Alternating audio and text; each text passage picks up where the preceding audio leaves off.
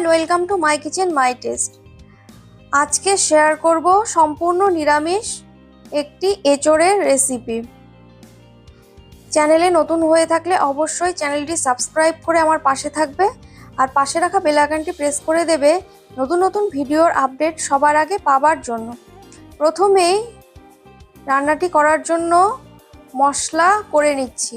মশলার মধ্যে আদা, জিরে, শুকনো লঙ্কা, টমেটো আর কয়েকটা আমন্ড নিয়েছি। মশলাটা করে নেওয়া হয়ে গেলে এবার কড়াইয়ে সর্ষের তেল গরম করে জিরে, তেজপাতা আর শুকনো লঙ্কা ফোড়নে দিয়ে দিলাম। দিয়ে বেটে রাখা মশলাটা দিয়ে ভালো করে কষিয়ে নিতে হবে।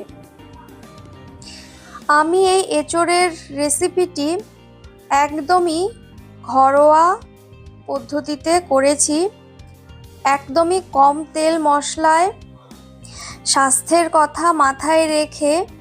আর অবশ্যই স্বাদটাকে ভুলে গেলে তো চলবে না, খেতেও হবে ভীষণই সুস্বাদু। এবার একটুখানি কাশ্মীরি লঙ্কার গুঁড়ো দিয়ে দিলাম একটু কালারটা লাল লাল হবার জন্য। ভালো করে মশলাটাকে আরও একটু কষিয়ে নিচ্ছি। এবারে দিয়ে দেব এঁচোড়। এঁচোড়টা আমি প্রেসার কুকারে সেদ্ধ করে নিয়েছি। প্রেসার কুকারে আমি এঁচোড়টাকে একটা সিটি দিয়েছি। এবার প্রেসার কুকারে যে এঁচোড়টা সেদ্ধ করেছিলাম সেই এঁচোড়টা মশলার মধ্যে দিয়ে দিচ্ছি।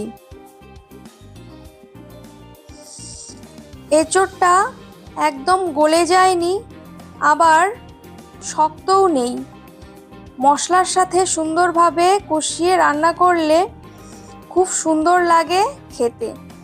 এইভাবে রান্না করে দেখুন, খেতে দুর্দান্ত স্বাদের হয়। এঁচোড়টা আমি ভাজিনি।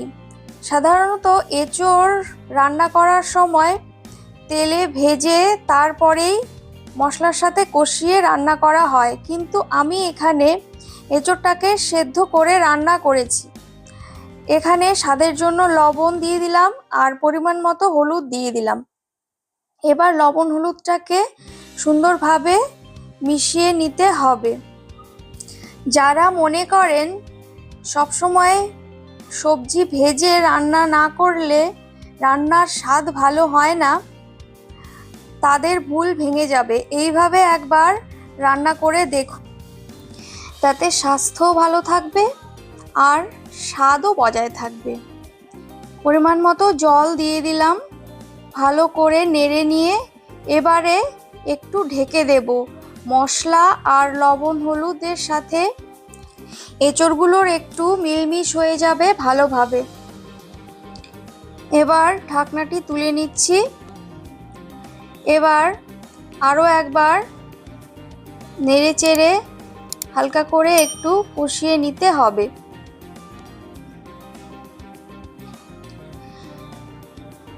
এবার দিয়ে দিলাম টক দই। টক দইটা আমি একটু মিক্সিতে ঘুরিয়ে নিয়েছিলাম। টক দইটা দিয়ে আবার একটু নেড়ে নেব। অবশ্যই টক দইটা দেওয়ার সময় আঁচটা কমিয়ে দিলেই ভালো হয়।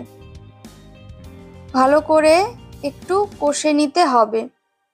কষিয়ে নেওয়া হয়ে গেলে এবার পরিমাণ মতন একটু জল দিয়ে দেব। রেসিপিটি ভালো লাগলে অবশ্যই লাইক, শেয়ার এবং কমেন্ট করতে ভুলবেন না। জল দিয়ে দিলাম পরিমাণ মতো। এবার একটু নেড়ে দিয়ে কিছুক্ষণের জন্য ফুটতে দিতে হবে।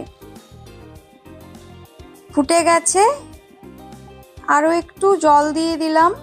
একটু ঘন ঘন মনে হচ্ছিল, তাই একটু জল দিলাম। ফুটে উঠেছে, এবারে দিয়ে দেব গরম মশলার গুঁড়ো। গরম মশলার গুঁড়ো দিয়ে দিচ্ছি পরিমাণ মতো। গরম মশলার গুঁড়ো দিয়ে এবারে দিয়ে দেব একটু ঘি। আমি একদমই অল্প পরিমাণে ব্যবহার করছি।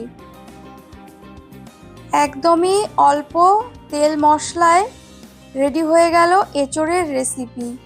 নন oily, non spicy, only healthy and tasty recipe পেতে হলে দেখতেই হবে মাই কিচেন মাই টেস্ট।